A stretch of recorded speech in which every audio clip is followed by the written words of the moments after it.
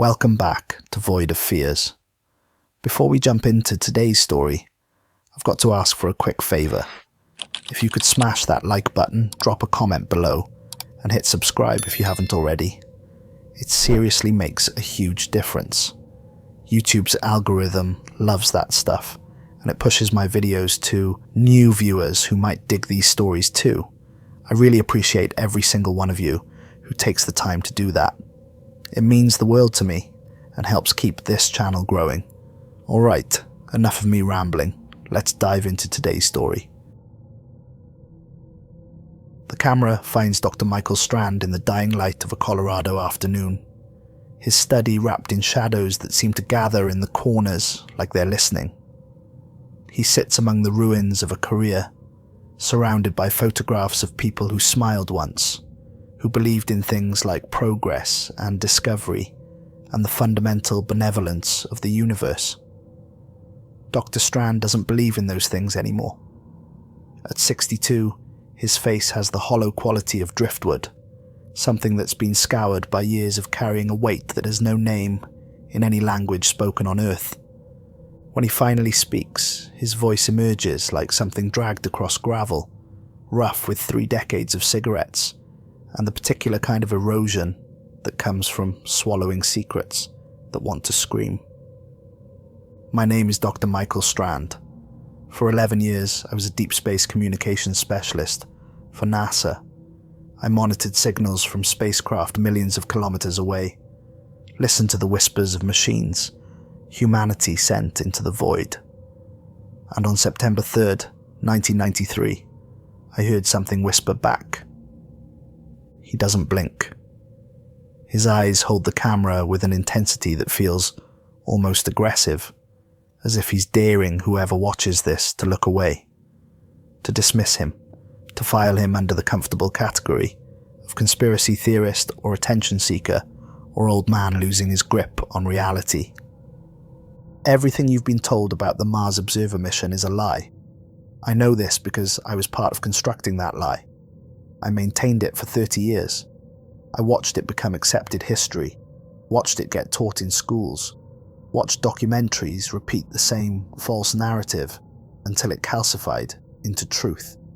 And 3 months ago, I received a message that made me understand that my continued silence might make me complicit in something far worse than deception. Behind him, the study walls form a gallery of manufactured tragedy. The Mars Observer mission patch, red planet against black space, optimistic and doomed. Newspaper clippings with headlines that use words like setback and unfortunate loss and learning experience.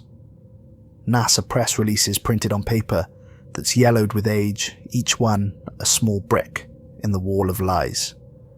Dr. Strand's fingers, stained yellow at the tips from decades of nicotine, trace the edge of a group photograph, and for just a moment something cracks in his carefully maintained composure. Not much, just enough to show the fault lines beneath. September 25th, 1992. Mars Observer launched from Cape Canaveral on a Titan III rocket. I watched it on television like millions of other people. I had no connection to the mission then. I was doing routine work at the Jet Propulsion Laboratory in Pasadena, monitoring communications from Voyager 2, living what I thought was a normal life. I had an apartment in Glendale. I had a girlfriend who worked at Caltech. I had a cat named Armstrong. I thought I understood the shape of my future. He lights a cigarette, and in the flare of the lighter, his face looks cadaverous, all shadows and bone. I had no idea that in 7 months, every assumption I'd ever made about humanity's place in the cosmos would be ripped apart like tissue paper. I had no idea that I was about to learn something that would hollow me out from the inside, leaving just enough of me intact to keep walking and talking and pretending to be a functional human being. The leather journal he places on the desk has been handled so many times that the cover has taken on the quality of skin, soft and yielding and marked by age. When it falls open, it naturally finds pages that have been read obsessively, the kind of reading that's more like a compulsion, like picking at a wound to make sure it's still there. April 14th, 1993. I got called into a meeting at JPL. Not unusual, except I'd never been to this particular office before. 4th floor, west wing, a section of the building I had no clearance for. There were 3 men waiting when I arrived. I recognized one of them immediately, Dr. Richard Halloway. He was a legend at NASA, old guard, been there since the Apollo days. He'd watched the Challenger explode from mission control, and people said something in him had broken that day. Some fundamental faith in the perfectibility of human systems. Dr. Strand draws smoke deep into his lungs, holds it, releases it toward the ceiling, where it spreads and dissipates like ghosts. Halloway looked at me for maybe 30 seconds without speaking, just studying me, evaluating something I couldn't name. Then he asked me one question. Dr. Strand, if you discovered something that fundamentally altered humanity's understanding of its place in the universe, something that could cause social upheaval, religious crisis, possibly mass panic, would you have the strength to keep that knowledge secret? I thought he was speaking hypothetically, testing my security clearance worthiness. So I said yes. I said I understood the importance of classified information. I said I could be trusted. His laugh is bitter, a sound like breaking glass. I had no idea what I was agreeing to, no concept of the weight I was volunteering to carry. God help me, I thought I was being patriotic. The journal pages are covered in handwriting that starts out neat and controlled. In the early entries, each letter carefully formed, dates and times recorded with scientific precision. But as the pages progress, as the dates move deeper into September 1993, the handwriting deteriorates. Letters become jagged, lines slope downward, words occasionally break off mid-sentence, as if the writer's hand couldn't keep pace with thoughts that were moving too fast, spinning too far into territories where language starts to fail. They told me about Project Nightfall. The name itself should have warned me. Nothing good ever came from a project named after darkness. There were 12 of us total. 12 people in the entire world who knew that Mars Observer's mission profile included objectives that weren't in any public documentation. The official mission was ambitious enough. Orbit Mars, map the surface in unprecedented detail, analyze atmospheric composition, search for evidence of ancient water, lay the groundwork for eventual human exploration. Important work, historic work. But it was all window dressing for what we were really doing. He opens a drawer, removes a folder, so stuffed with papers that it can barely close. Inside are thermal imaging prints, orbital trajectory calculations, pages dense with technical specifications and authorization codes, and the bureaucratic architecture of secrecy. The Viking orbiters, back in 1976, they'd photographed a cave system near Noctis Labyrinthus, one of the major canyon networks in Mars's equatorial region. Big place, deep. The photographs showed what looked like a natural cave entrance, and for years that's what everyone assumed it was. Just another geological feature on a planet full of them. But in 1981, a graduate student at MIT was reviewing old Viking data for his thesis. He was looking at thermal imaging, trying to map subsurface temperature variations, and he found something that didn't make sense. Dr. Strand pulls out a thermal image, false color bands showing temperature gradients.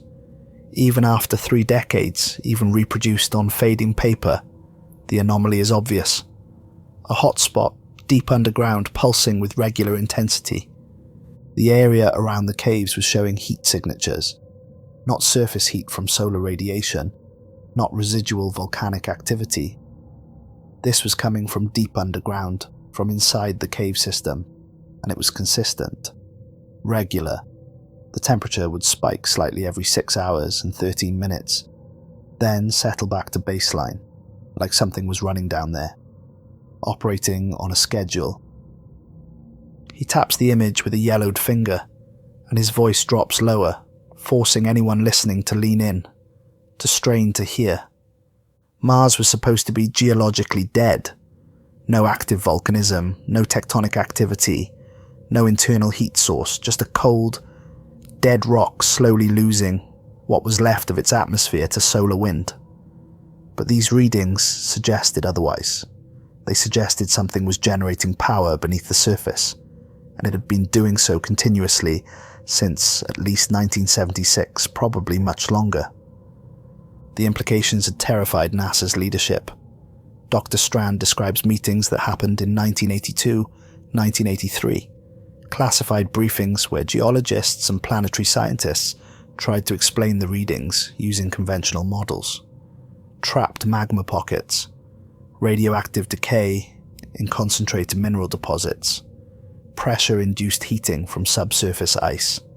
Every explanation felt forced, inadequate, like trying to explain away something that didn't want to be explained. By 1985, they'd quietly decided that the next Mars mission would investigate those caves. They couldn't ignore the readings, but they also couldn't publicize them. Can you imagine the questions? The speculation? They needed to know what was down there, but they needed to know quietly, privately, with plausible deniability if things went wrong. Mars Observer became that mission, officially focused on atmospheric and surface studies, but with a secondary objective known only to a select few. Map those caves, document that heat source, find out what was generating power beneath the Martian surface. That's where I came in, April 1993, 7 months after Observer launched, 4 months before it was scheduled to begin its primary mission. They recruited me into Project Nightfall because they needed someone to monitor communications around the clock, someone who could be trusted to stay quiet about whatever we found.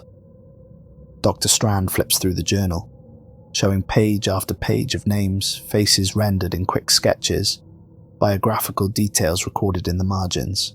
Dr. Richard Halloway, mission director, 54 years old, married, 3 kids, fought in Vietnam before joining NASA, had a Purple Heart in a drawer at home that he never talked about, drank scotch every night, not enough to be a problem, but enough that you noticed, eyes that had seen too much and could never quite stop seeing it.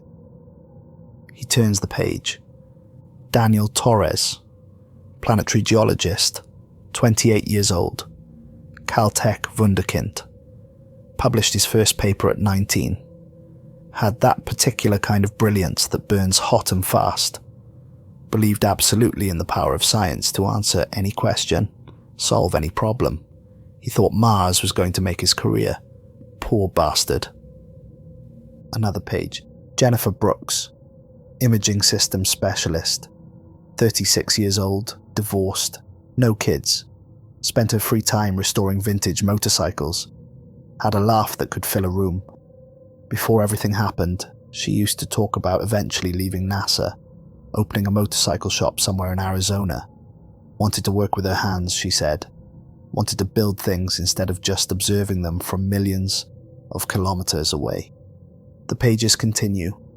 Thomas Wu, orbital mechanics expert. Patricia Chen, telemetry analyst.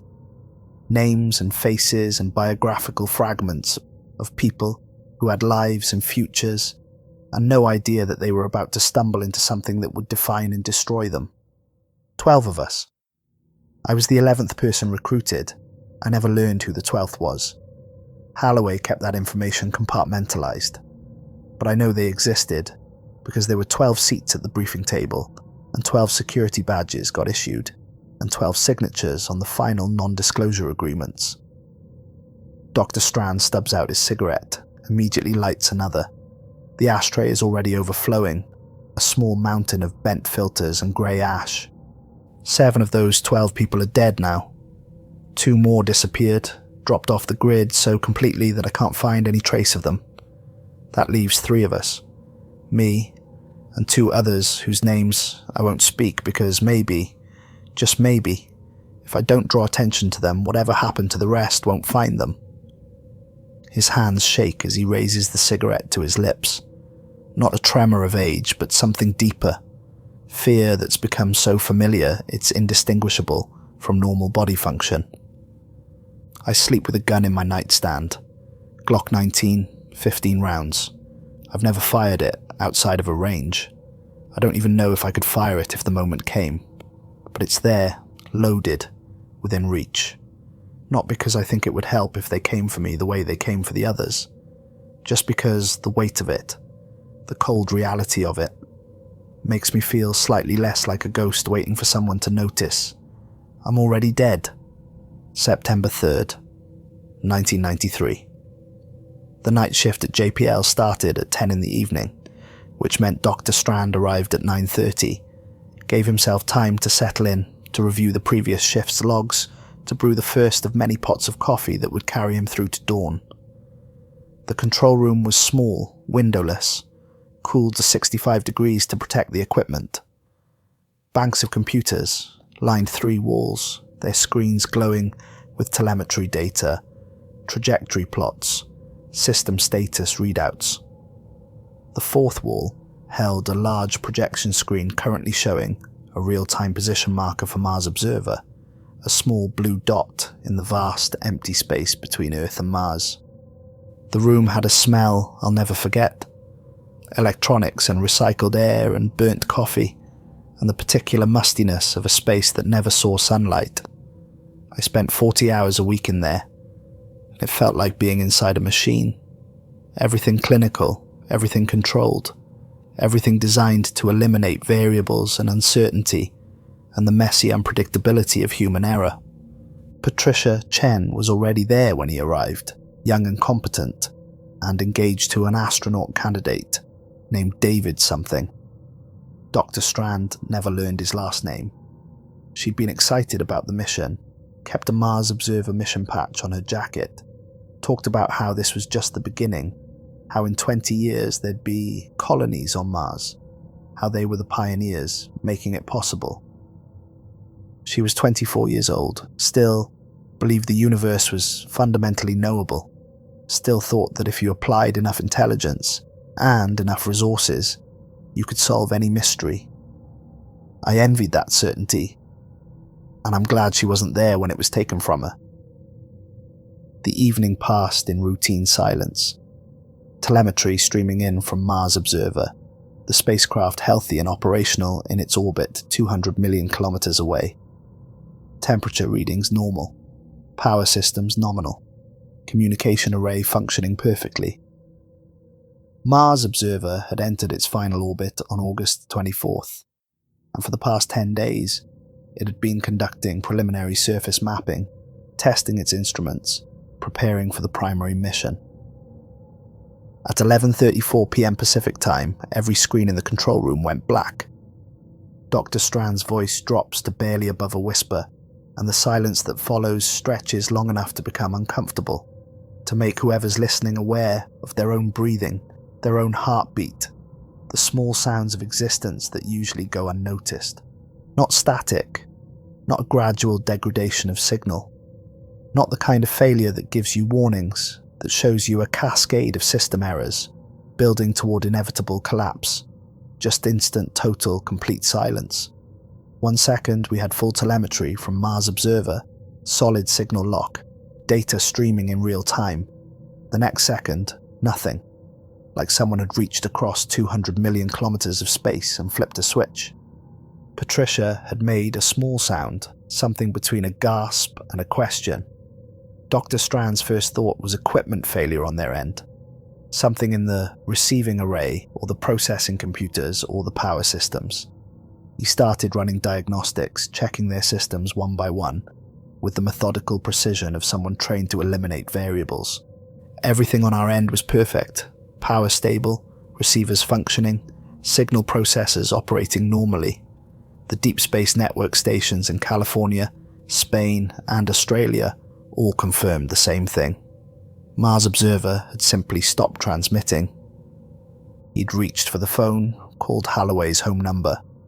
The mission director had answered on the second ring, voice thick with sleep but instantly alert, in the way of someone trained to wake up ready for crisis. I told him we'd lost Observer. 3 words, just that. And I heard something in the silence that followed, something that made my blood run cold. Because Holloway didn't sound surprised. Didn't ask questions, just said, "I'll be there in 15 minutes, and hung up. Dr. Strand had stared at the dead phone in his hand, processing that reaction, understanding that Holloway had been expecting something like this, had been waiting for it, which meant the mission director knew more about Project Nightfall's real objectives than he'd shared.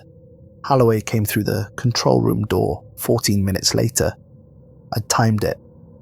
He'd lived in Altadena, 20 minutes from JPL in good traffic. He'd made it in 14 minutes in the middle of the night. Still had his pajama shirt on under his jacket, hair uncombed, hadn't shaved, but his eyes were sharp, focused, cataloguing everything in the room with the systematic attention of someone conducting damage assessment. They'd sat in silence, Dr. Strand and Holloway and Patricia, watching the dead screens and waiting. The wall clock ticked. The air conditioning hummed. Somewhere in the building, a door slammed. Normal sounds, background noise of a world continuing, despite the fact that humanity had just lost contact with a billion-dollar spacecraft exploring another planet. At 11:54 p.m, the screens flickered back to life. 20 minutes exactly. Mars Observer had been silent for precisely 20 minutes. Then, with no warning, no preamble, no gradual restoration of systems, the signal came back. Full strength, full telemetry. Every system operational. Like nothing had happened. But something had happened. Something fundamental and impossible and terrifying. The orbital tracking data showed it immediately. Mars Observer had moved. Dr. Strand pulls out a printout, orbital parameters, before and after the blackout. The numbers tell a story that shouldn't be possible. The spacecraft had descended 300 meters closer to the Martian surface. It had adjusted its orbital inclination by 2.7 degrees. It had fired its thrusters and altered its trajectory, and repositioned itself to hover directly above the target cave system, and we hadn't sent any commands authorizing those maneuvers. Patricia had pulled up the command log, her fingers flying over the keyboard, checking and rechecking. No uplink from Earth, no transmitted instructions, no scheduled maneuvers. Nothing in the mission profile that would explain Mars Observer autonomously changing its orbit. Spacecraft don't do that, they follow their programming. They wait for commands from Earth. They don't just decide to move themselves to new positions. It's not possible. It's not how any of this works. Holloway had stood perfectly still, staring at the orbital plot on the main screen. His face had gone the colour of old paper, grey and lifeless. When he finally spoke, his voice sounded like it was coming from somewhere very far away. He said, "Call everyone. Get the full team here. Nobody talks about this outside this room. Nobody." Then, he walked out into the hallway and made a phone call. I couldn't hear what he said, but I could see him through the window. He was gripping the phone so hard his knuckles had gone white. By 1 a.m, 8 members of Project Nightfall had arrived at JPL. By 2:30, all 12 were present, along with 5 administrators from NASA headquarters who'd chartered a private plane from Washington. The small control room became packed, claustrophobic, the air growing thick with body heat and fear sweat, and the smell of too many people breathing the same oxygen over and over. Nobody was talking about equipment malfunction. Nobody was suggesting that Mars Observer had somehow failed and recovered. We all understood, even if we couldn't say it out loud, that something had taken control of our spacecraft. Something on Mars had reached out and moved it. But there was more. While Mars Observer had been silent while it had been repositioning itself without authorization, its automated imaging systems had been running. We had 63 new photographs waiting for download, taken during those 20 minutes of silence. Pictures of something that our mission parameters said we were supposed to be searching for, but that nobody actually expected to find. The first image had finished loading at 2:47 a.m. Dr. Strand had been the one monitoring the download. watching it appear on his screen line by line, pixel by pixel, the way images from deep space always arrived, top to bottom, slowly revealing whatever the camera had captured. The cave entrance, but it wasn't natural. Every person in that room could see it immediately. The walls were too smooth, too uniform. The entrance was too perfectly circular. This wasn't erosion. This wasn't ancient water flow or wind carving. This was engineering. Daniel Torres had pushed his way to Dr. Strand's screen, pulled up analysis software, started measuring angles and calculating dimensions. The young geologist's hands had been shaking as he worked, his breath coming fast and shallow, like someone on the edge of panic. He spent 20 minutes doing math, checking his work, running the calculations again. Then he turned to Holloway and said, "Those walls were carved, cut from the native rock with precision tools. Whoever made this had technology, advanced technology. This is artificial construction." The word whoever had hung in the air like an accusation. Not whatever, not natural processes. Whoever, implying intelligence, implying intention, implying that Mars, which had been dead for billions of years, which had never supported anything more complex than possible microbial life, had at some point hosted beings capable of engineering on a massive scale. Jennifer Brooks threw up, just turned and vomited into a trash can. Nobody said anything. We all understood. This was the moment. This was where everything changed, where human history split into before and after. Over the next 48 hours, Mars Observer continued its unauthorized photography session. The spacecraft's cameras took pictures every 30 seconds, each image showing the tunnel descending deeper into the Martian crust. The walls remained smooth, the angle of descent remained consistent. Everything about the structure spoke of deliberate design, of purpose, of intelligence. At 2 kilometers depth, the tunnel opened into a chamber, September 5th, 6:15 in the morning. I'd been on shift for over 8 hours, running on coffee and adrenaline, and the kind of exhaustion that makes reality feel thin, like if you pushed hard enough you could rip through it and find something else underneath. The image had loaded with agonizing slowness. Dr. Strand had sat alone in the control room, everyone else having gone to sleep in shifts or stepped out for food or air or momentary escape from the weight of what they were discovering. He'd watched the picture appear, line by line, revealing something that made his hands go numb, and his vision tunnel, and his breath catch in his throat. The chamber was enormous, 200 meters across, maybe more, and it wasn't empty. There were structures, buildings, architecture rising from the chamber floor with geometric precision. Corridors branching off into darkness. Archways carved with mathematical perfection. Rooms of various sizes, all empty, all covered in layers of fine Martian dust. Everything carved directly from the rock. Everything designed with purpose and logic and an aesthetic sense that was alien but not incomprehensible. I couldn't move, couldn't reach for the phone, couldn't call anyone. I just sat there staring at the screen, understanding that I was looking at proof, absolute, undeniable proof that intelligent life had existed on Mars, had built things, had created an underground installation for purposes we couldn't begin to guess. When he finally managed to call Holloway, his voice had come out as barely more than a whisper. The mission director had arrived 20 minutes later, taken one look at the image on Dr. Strand's screen, and immediately ordered everyone back to JPL. No exceptions, no delays. Everyone needed to see this.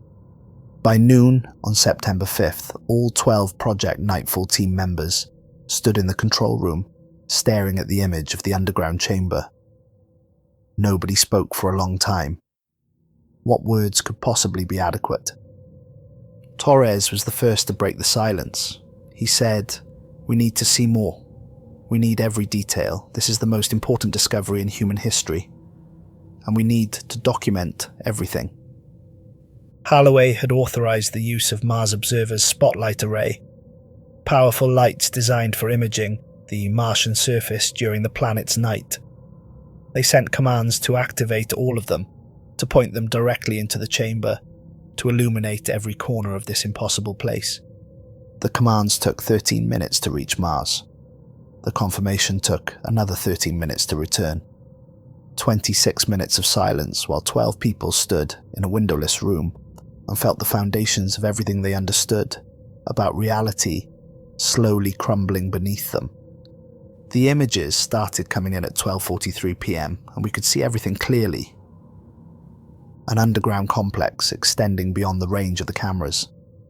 Corridors carved with precision that made NASA's best engineering look crude.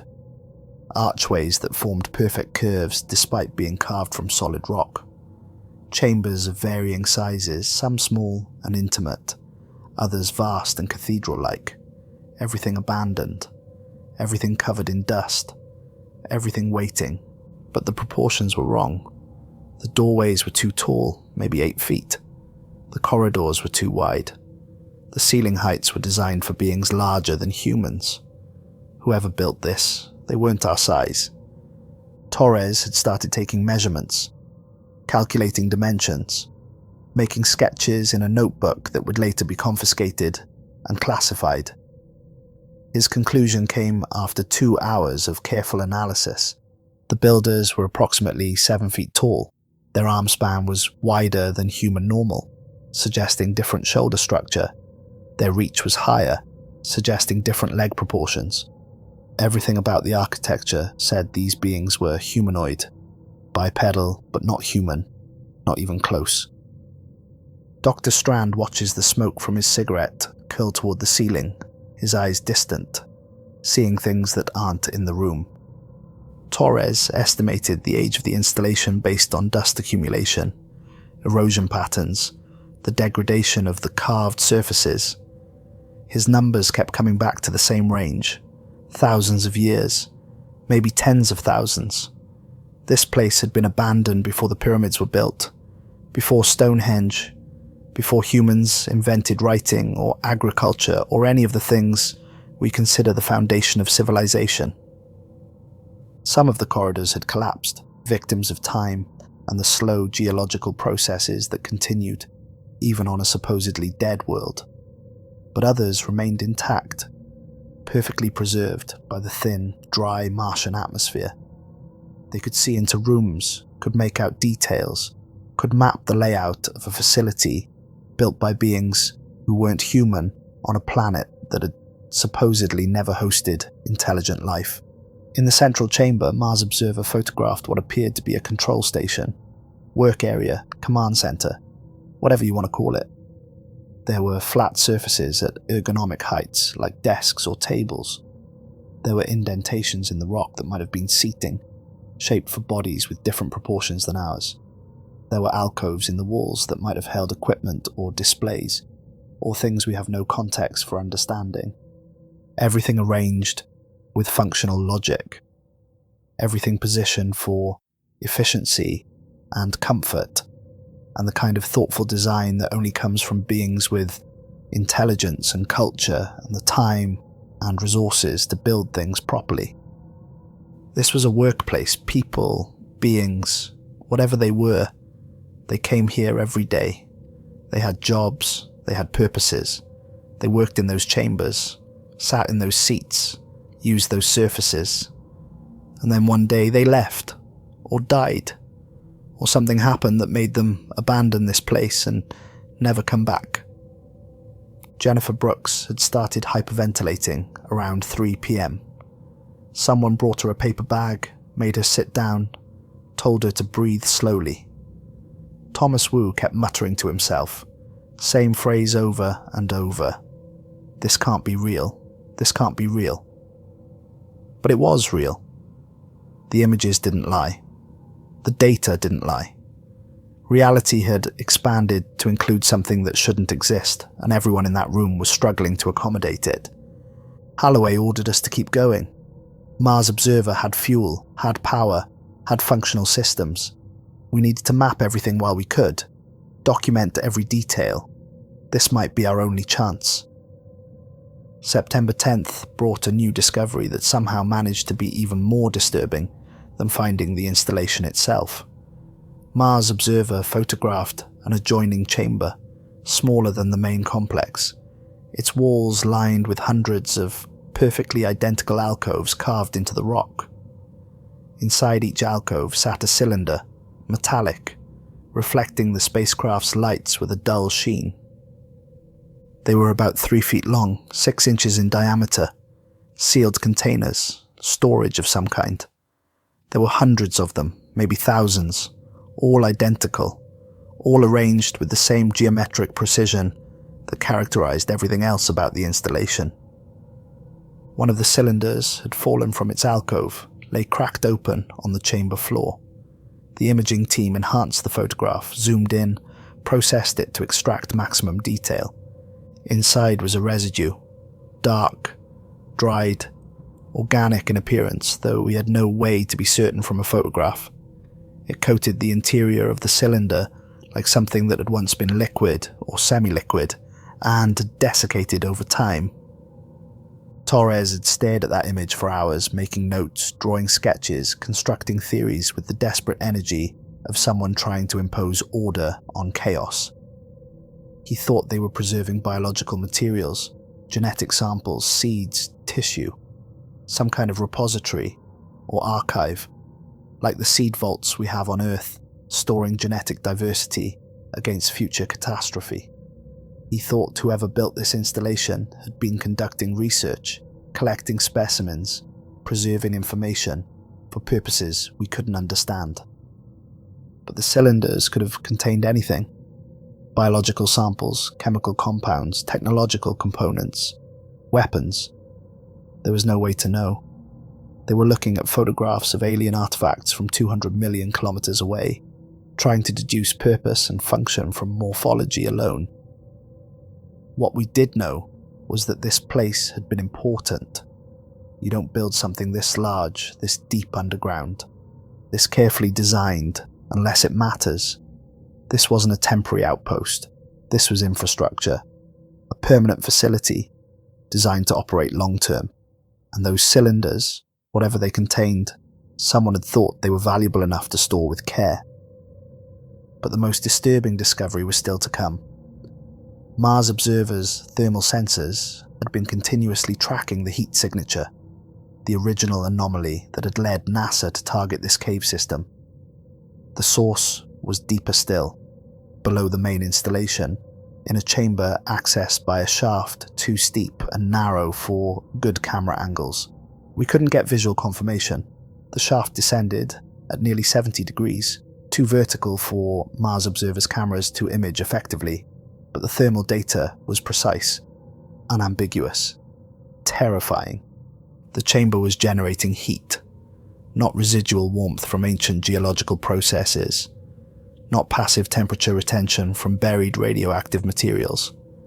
Active heat generation, energy production, power, 47 degrees Celsius, steady, consistent, and it was pulsing.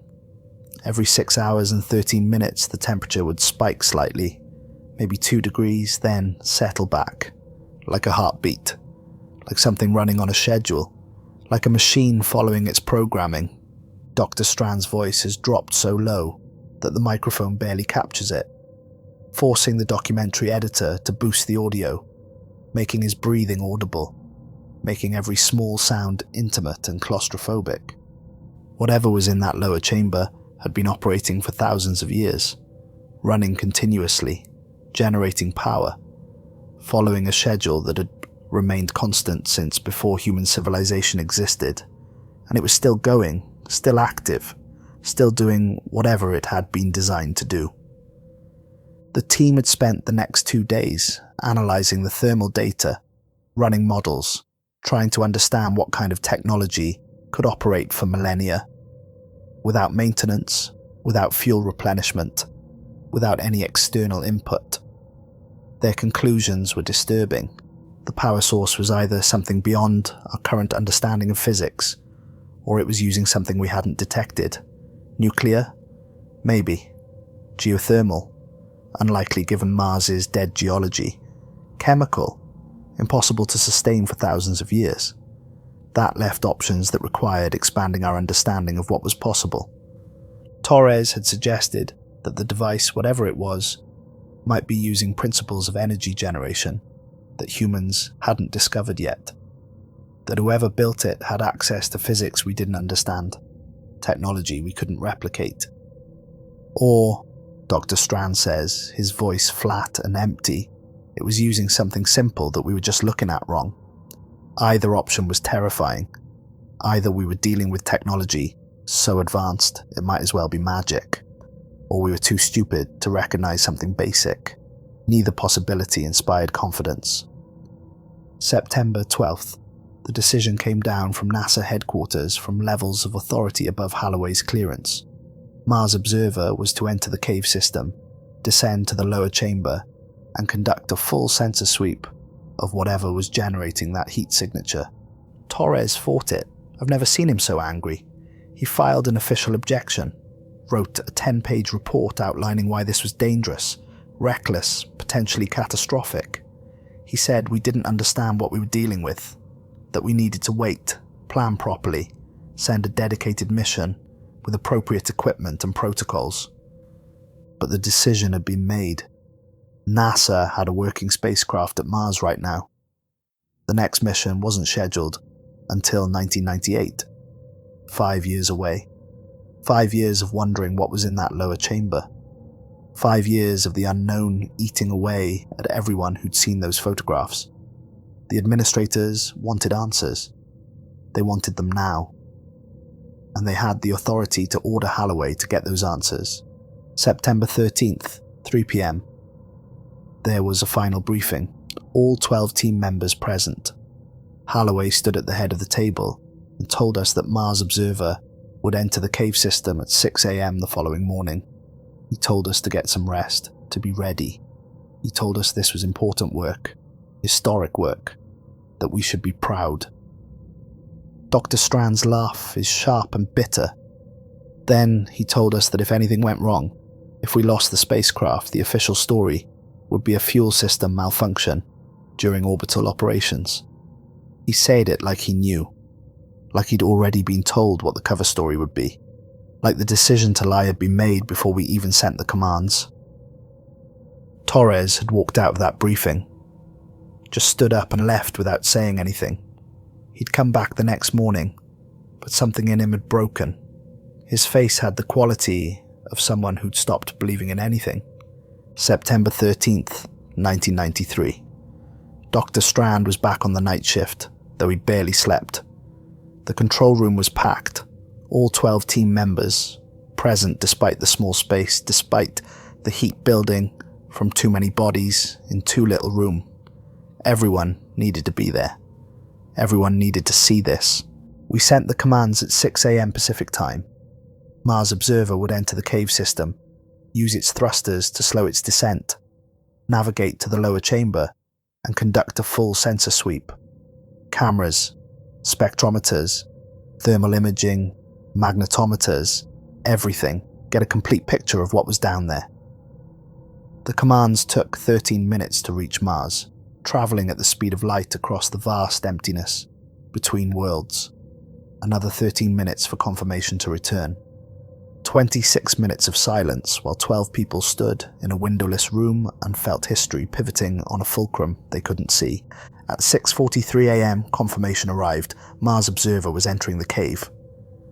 They'd programmed the imaging system to take one photograph every 30 seconds. The pictures started arriving, each one taking minutes to download, showing the descent into darkness. The smooth walls sliding past, the ancient architecture, the empty alcoves with their mysterious cylinders, everything going according to plan. Torres was standing in the corner, chain-smoking. He'd gone through half a pack in the first hour. His hands were shaking. He kept looking at the screens, then looking away, like he couldn't decide whether he wanted to see what happened next or not. Jennifer Brooks was crying silently, tears running down her face that she didn't bother wiping away. Thomas Wu had his rosary beads out, fingers moving over them in automatic prayer. Patricia Chen stood perfectly still, barely breathing, her face white as paper. At 7:42 a.m. Pacific time, Mars Observer reached the lower chamber. The first image took 13 minutes to reach us. We watched it load, pixel by pixel, line by line, revealing something that made every person in that room stop breathing. The chamber was circular, maybe 40 meters across. The walls were smooth, carved from the Martian rock with the same precision that characterized the rest of the installation. But in the center, standing upright like a monument or a sentinel or something waiting, was a device. Dr. Strand's hands are shaking so badly now that ash falls from his cigarette onto the journal pages, and he doesn't brush it away. 4 meters tall, cylindrical. The surface was smooth and dark, almost black, but with a quality that suggested metal rather than stone. There were visible seams running along its length, panel lines that divided it into sections.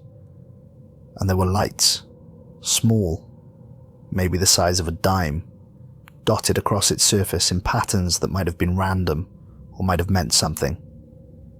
And they were on, glowing, pulsing slowly with a rhythm that matched the thermal readings, every 6 hours and 13 minutes.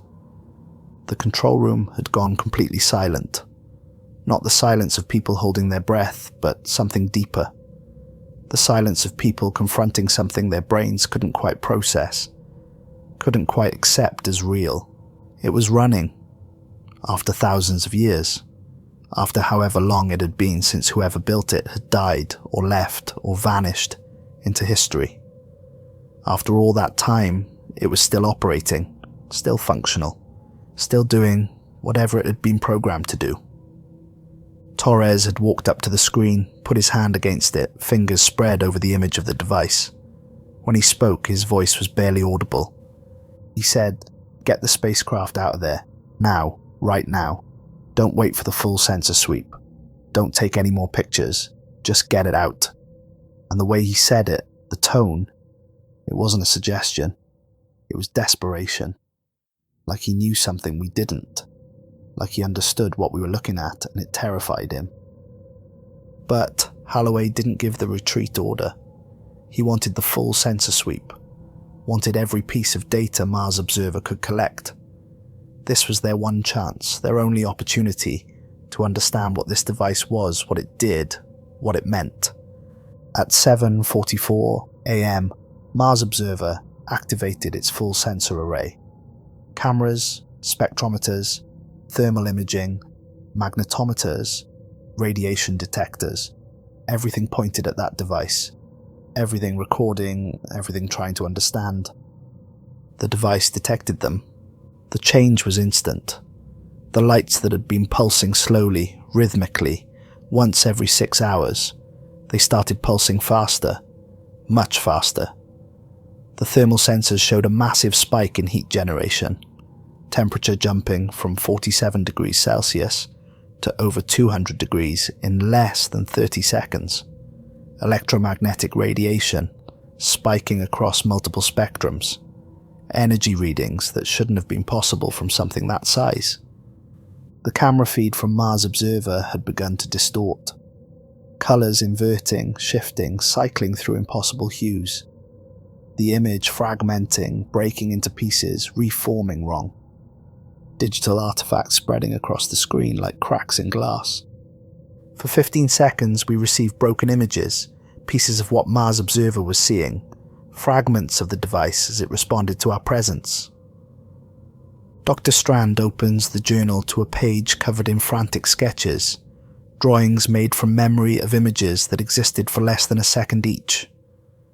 The device had opened, panels along its surface sliding back, retracting into recesses we hadn't seen. Inside we could see mechanisms, gears, components, technology that looked both mechanical and organic, like something between a machine and something alive. Everything moving, everything pristine despite the age, everything functioning perfectly. The sketches show impossible detail for something glimpsed in fragmented images, curved components interlocking with geometric precision, structures that seem to fold into themselves, technology that operates on principles that make no visual sense. And then we heard it. Mars Observer wasn't designed to record sound. Mars's atmosphere is too thin to carry sound the way Earth's does. But the spacecraft's contact sensors, the ones that detect vibration and pressure, they were picking something up, oscillations in the rock itself. The entire chamber was vibrating. The audio technicians had processed the vibration data, converted it into sound frequencies a human could hear. They'd played it over the control room speakers at 7:46 a.m. It was a hum, low frequency. Subsonic at first, you felt it more than heard it. But it was rising, climbing in pitch. And it didn't sound mechanical. It sounded organic, like something alive was making that sound. Like something was breathing, or singing, or screaming. I couldn't tell which. It made my teeth ache, made my skull feel like it was resonating. Jennifer Brooks started bleeding from her nose, just suddenly blood running down her face. The sound had risen in pitch and intensity for 12 seconds. Then, at 7:47 a.m, Mars Observer's signal had cut out. Not degraded, not weakened, just gone. Complete, instant, total silence. Dr. Strand's voice is hollow, emptied of everything except the memory. Holloway started sending emergency commands, reconnect protocols, backup systems, every failsafe we had. Nothing. I tried different frequencies, different signal paths, different dishes in the deep space network. Nothing. Patricia was running diagnostics, checking if the problem was on our end. Everything on Earth was working perfectly. The problem was on Mars. They'd continued trying for 6 hours, sending commands continuously, desperately into the void, waiting for some response, some indication that Mars Observer still existed. But the spacecraft had simply ceased to be. One moment it was there, functioning, transmitting. The next moment it was gone. At 2 p.m, Holloway got a call. He took it in his office, door closed. We could see him through the window. He was sitting at his desk, phone to his ear, not speaking, just listening. His face was completely blank, empty, like someone had reached inside him and scooped out everything that made him human. When Holloway emerged 15 minutes later, he'd told them NASA was calling a press conference for 3 p.m. Mars Observer had been lost. Suspected fuel tank rupture during final orbital insertion maneuvers. Complete mission failure. $1 billion gone. A setback for planetary exploration, but these things happen. Space is hard. We watched the press conference on the TV in the break room.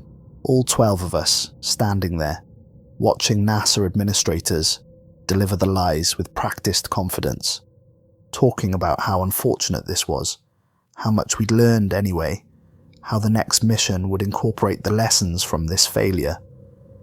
Not one word about the caves, not one word about the underground installation, not one word about the device that had been waiting in the darkness for thousands of years until humans arrived and woke it up.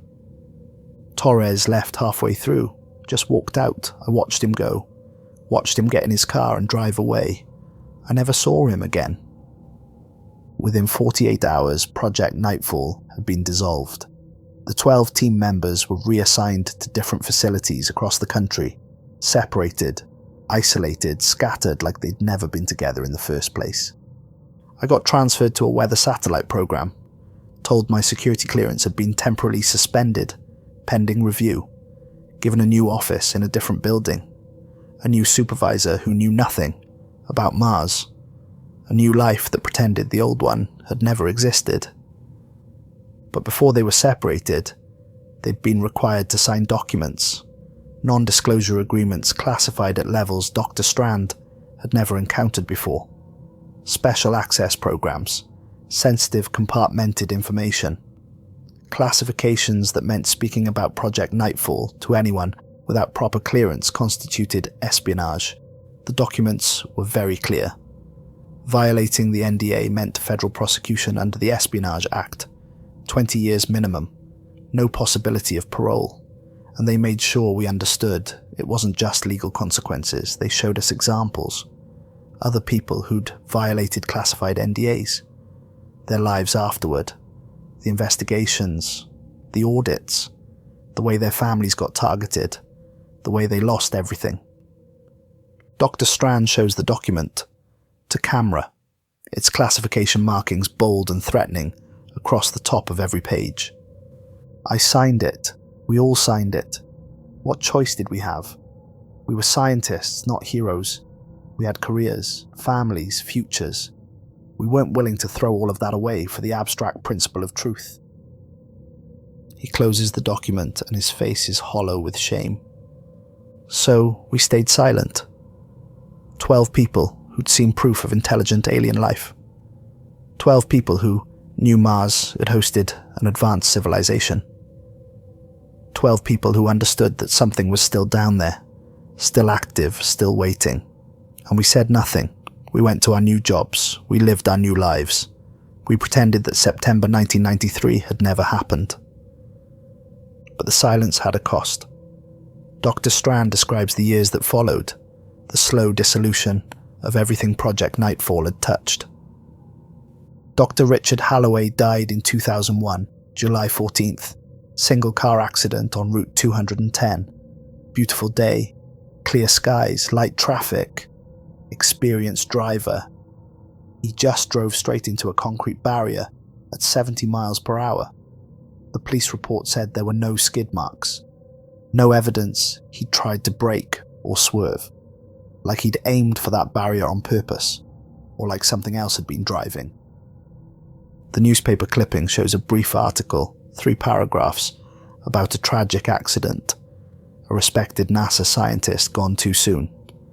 Daniel Torres died in 2005, October 3rd, fell from his apartment balcony, 8th floor, middle of the night. The investigation found evidence of alcohol and sleeping pills in his system. They ruled it suicide, said he had been depressed, said he hadn't published any research in years, said his career had stalled and he couldn't cope. Dr. Strand's voice is flat, mechanical, like he's reading a grocery list, rather than describing deaths. Jennifer Brooks died in 2007. Stroke. She was 42 years old, no family history of cardiovascular disease, no risk factors, just collapsed at work one day, dead before the ambulance arrived. Thomas Wu died in 2010. Pancreatic cancer, diagnosed in June, dead by September, 3 months. Patricia Chen died in 2015. House fire. Electrical fault, the investigation said. She got out but went back in for her cat. They found her body in the hallway 10 feet from the door, like she'd gotten disoriented, like she couldn't remember which way was out. 5 more deaths between 2007 and 2018. Car accidents, medical emergencies. 1 drowning in a hotel pool despite the fact that the deceased had been a competitive swimmer in college. All ruled natural causes or accidents. All officially unconnected. 7 out of 12 dead. 2 more disappeared. Just gone. I tried to find them, used every contact I had. Nothing. No death records. No forwarding addresses. No digital footprint. Like they'd been erased. That left 3 survivors. Dr. Strand and 2 others, whose names he won't speak, whose faces he won't show, whose existences he protects with the paranoid dedication of someone who understands that attention can be lethal. I started moving after Patricia died. Every 2 years, new city, new apartment, new identity. Not legally. I kept my name, but I became quiet. Invisible. Stopped publishing. Stopped attending conferences. Stopped being anyone worth noticing. He'd bought the gun in 2016. Took classes from a former Marine who taught civilian firearm safety. Learned to load it, clean it, fire it accurately at human-sized targets. kept it loaded in his nightstand where he could reach it in the dark. I don't think it would help. If they came for me the way they came for the others, a gun wouldn't stop them. But it makes me feel less helpless, like I have some illusion of control. Like I could maybe choose how it ends instead of waiting for a car accident or a sudden stroke or a fall from a high place. The years had accumulated. 1995 became 2000, became 2010, became 2020. Dr. Strand grew older, quieter, more isolated. The world moved on, forgot about Mars Observer, got excited about new missions with new technologies and new promises, and he stayed silent. I thought, if I kept my head down, if I never drew attention, maybe I'd be the one they forgot about. Maybe I'd survive by being too insignificant to bother killing. It's not courage, it's cowardice, but it kept me alive. Until 3 months ago, July 15th, 2024, Dr. Strand turns his laptop to face the camera. The email is still open, still unanswered, the words glowing white against the dark background. I don't check my old NASA email anymore, maybe once every few months just to clear out the spam, but that day I saw this, received at 3:47 AM, from a sender I didn't recognize.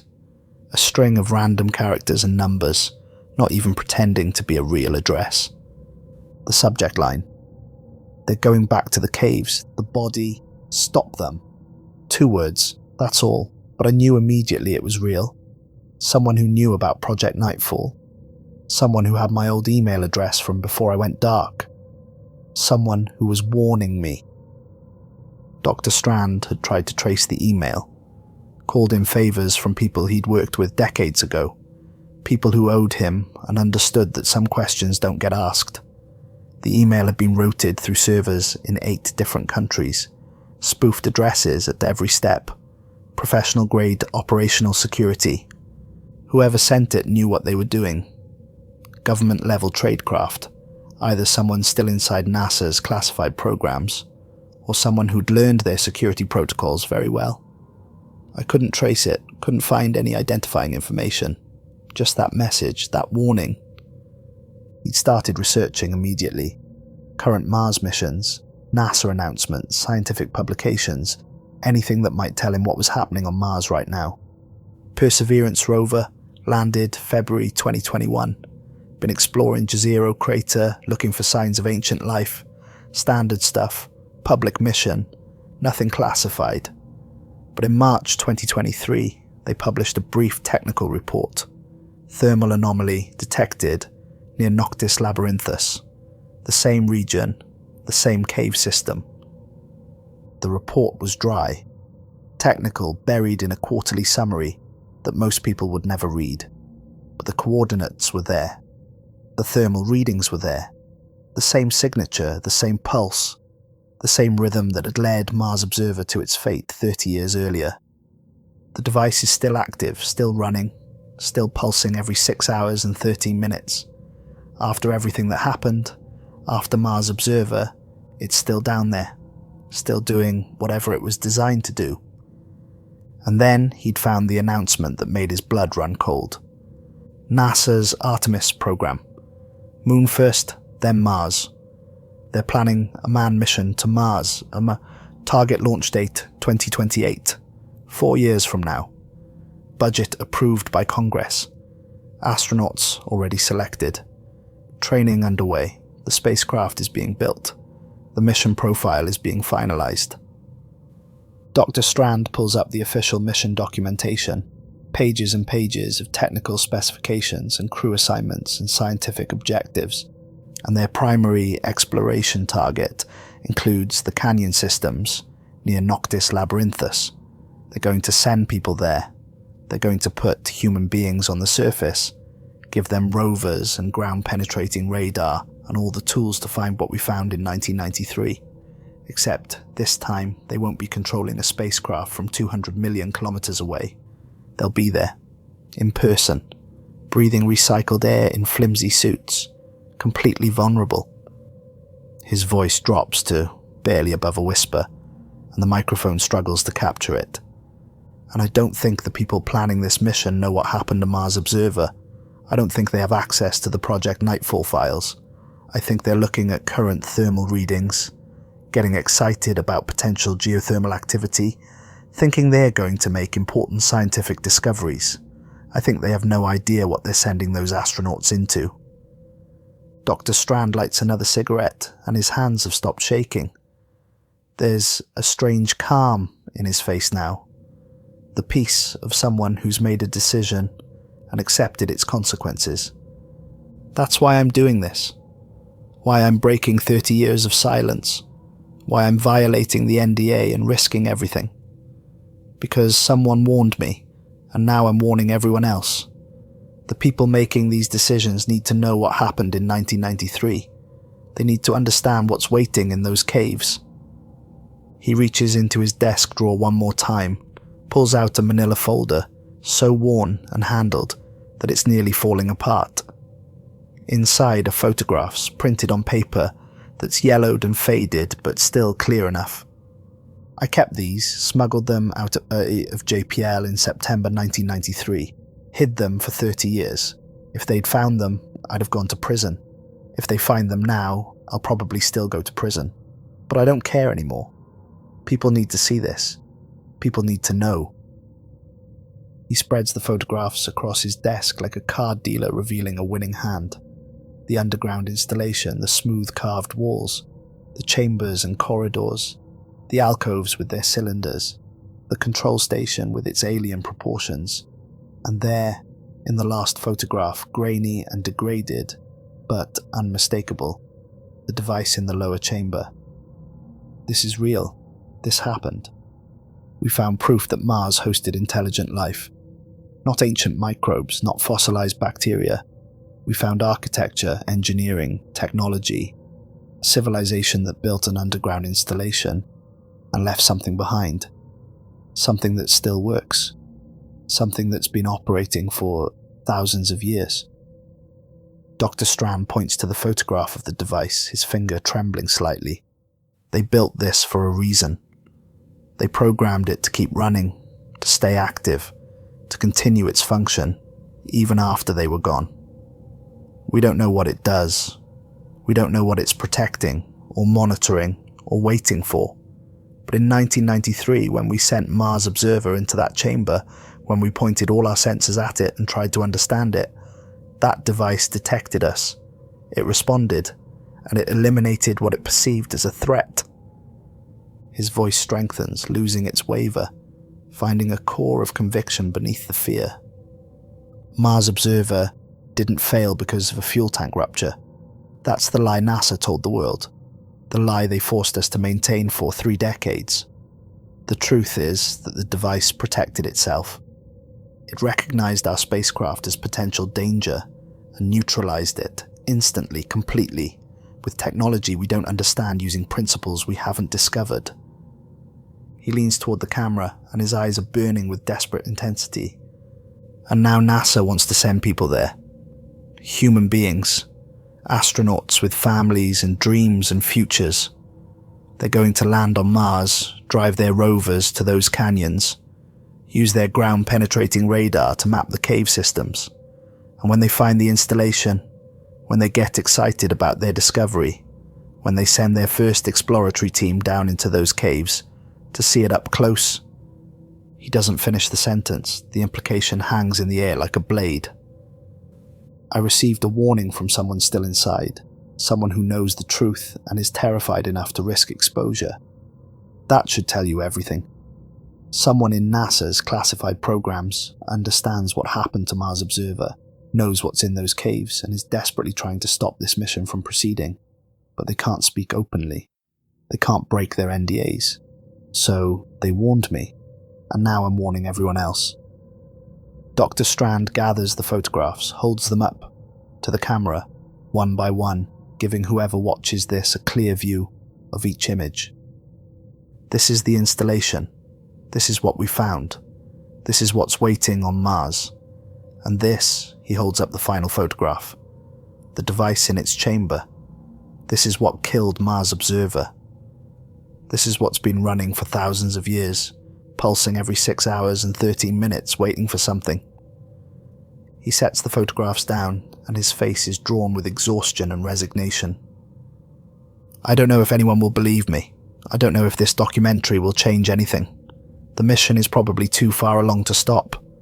The political momentum, the budget commitments, the international prestige, all of it makes turning back nearly impossible. But I had to try. I had to speak up because if I stay silent, if those astronauts go to Mars and find those caves and descend into that installation, and something happens to them. His voice cracks for the first time. I couldn't live with that. I've lived with enough guilt. 7 colleagues dead. 2 disappeared. 30 years of lies. I'm not carrying any more weight. Not when I have a chance, however small, to warn them, to tell them the truth. The silence stretches long, and Dr. Strand seems to age before the camera, his face collapsing inward, his shoulders sagging under invisible weight. My name is Dr. Michael Strand. I worked on Project Nightfall. I was part of the team that discovered intelligent alien life on Mars. And I'm telling you that something is waiting in those caves. Not waiting the way a rock waits. Passive and inert. Waiting the way a trap waits. Waiting the way a security system waits. Active, vigilant. Ready to protect whatever it was designed to protect. He stubs out his cigarette and his hands are steady now. Calm with the peace of someone who said everything that needs saying. If we send people to Mars, if we put them in those caves, if we let them approach that device thinking it's just an archaeological curiosity, a dead relic of a vanished civilization, they're not coming home, I know it. The person who sent me that warning knows it, and somewhere in NASA's classified programs, people who have access to the Project Nightfall files know it too. Dr. Strand looks directly into the camera, and his eyes are hollow with fear and determination, and the desperate hope that maybe, somehow this will matter. Some doors aren't meant to be opened. Some places aren't meant to be explored. Some questions aren't meant to be answered. We learned that in 1993. It cost us $1 billion. A spacecraft, 7 lives, and the sanity of everyone who survived. And now we're going to do it again. Except this time we're sending people. Real people. And I don't think anyone's prepared for what happens when they arrive. The documentary footage shifts away from Dr. Strand's study, moving to current-day NASA facilities gleaming in artificial light. The Artemis spacecraft under construction, massive and complex, and humanity's best attempt at reaching another world. Astronauts training in simulated Mars environments, practicing in pressure suits, learning to operate rovers and deploy equipment and conduct scientific research in conditions that can kill them in seconds. Mission control rooms filled with the latest technology, banks of computers, teams of experts planning every detail of a mission that will take years to complete. Press conferences where administrators talk about the future of space exploration, about humanity becoming a multiplanetary species, about the importance of pushing boundaries and seeking knowledge, and never being satisfied with what we already know. Politicians praising American innovation, international cooperation, the pioneering spirit that drives humans to explore the unknown. All of it moving forward with unstoppable momentum. All of it proceeding according to plan. All of it blind to the warning one old man is trying to scream into the void. The footage shows Mars as photographed by current rovers and orbiters, the rust-coloured surface, the ancient volcanoes, the vast canyon systems carved by processes we still don't fully understand. Beautiful. Alien. Waiting. And there, in one orbital photograph, almost invisible, unless you're looking for it, a dark opening in the side of a canyon wall. The cave entrance, the same one Mars Observer found in 1993. Still there. Still waiting. Still hiding what lies beneath. The camera pushes in on that dark opening, closer and closer, until it fills the frame. just darkness, just shadow. But somehow threatening, somehow ominous, like looking into an eye that's looking back. The screen fades to black and white text appears. NASA declined multiple requests for comment on these allegations. All Project Nightfall documentation remains classified. Current classification level TSSCI, Special Access Required. Estimated declassification date 2068. The 2028 manned mission to Mars remains on schedule. Launch date April 17th, 2028. Crew 6 astronauts. Primary mission objectives include exploration of canyon systems near Noctis Labyrinthus. A pause, then more text. 3 weeks after this interview was recorded, Dr. Michael Strand was found dead in his home in Boulder, Colorado. Official cause of death: acute myocardial infarction. He was 62 years old. Medical records show no prior history of heart disease. No autopsy was performed. He was cremated within 48 hours. Another pause. The final text: Dr. Strand's personal effects, including his journals and photographs, was seized by federal agents citing national security concerns. The materials shown in this documentary were copies Dr. Strand provided before his death. Their authenticity cannot be independently verified. NASA maintains that Mars Observer was lost due to fuel system malfunction. The official mission report remains unchanged. The screen stays black for a long moment, then faintly a sound begins. Low frequency, subsonic at first, rising slowly in pitch. The hum that Mars Observer recorded in its final seconds, processed from vibration data into something human ears can hear.